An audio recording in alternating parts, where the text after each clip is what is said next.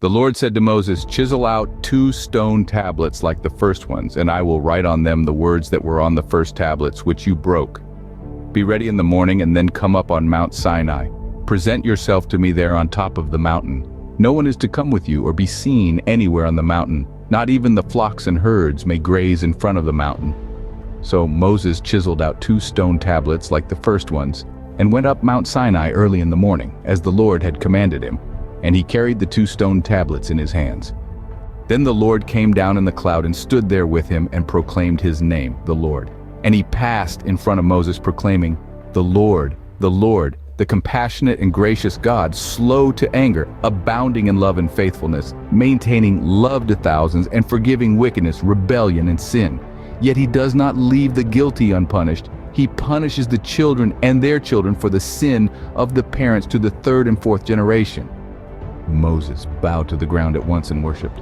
"Lord," he said, "if I have found favor in your eyes, then let the Lord go with us. Although this is a stiff-necked people, forgive our wickedness and our sin and take us as your inheritance." Then the Lord said, "I am making a covenant with you. Before all your people I will do wonders never before done in any nation in all the world. The people you live among will see how awesome is the work that I, the Lord, will do for you. Obey what I command you today. I will drive out before you the Amorites, Canaanites, Hittites, Perizzites, Hivites, and Jebusites. Be careful not to make a treaty with those who live in the land where you are going, or they will be a snare among you. Break down their altars, smash their sacred stones, and cut down their Asherah poles. Do not worship any other god, for the Lord, whose name is jealous, is a jealous God.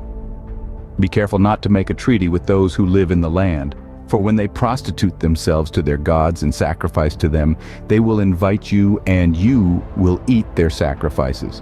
And when you choose some of their daughters as wives for your sons and those daughters prostitute themselves to their gods, they will lead your sons to do the same. Do not make any idols. Celebrate the festival of unleavened bread. For 7 days eat bread made without yeast, as I commanded you. Do this at the appointed time in the month of Aviv, for in that month you came out of Egypt. The first offspring of every womb belongs to me, including all the firstborn males of your livestock, whether from herd or flock. Redeem the firstborn donkey with a lamb, but if you do not redeem it, break its neck. Redeem all your firstborn sons. No one is to appear before me empty-handed. 6 days you shall labor, but on the 7th day you shall rest. Even during the plowing season and harvest you must rest.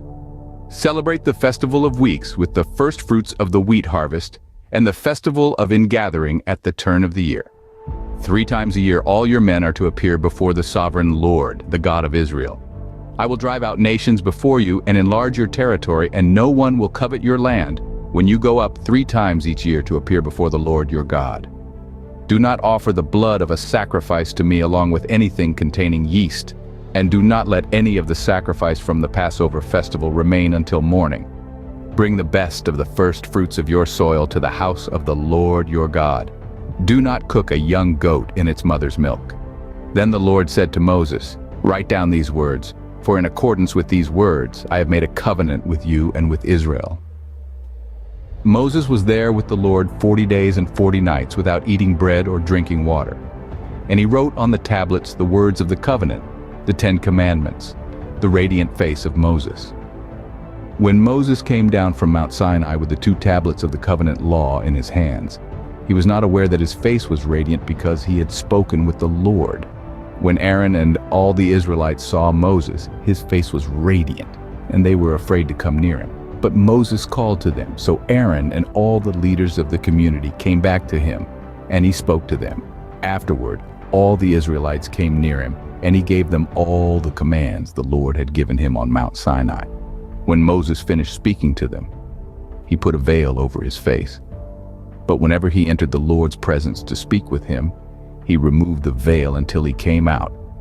And when he came out and told the Israelites what he had been commanded, they saw that his face was radiant. Then Moses would put the veil back over his face until he went in to speak with the Lord.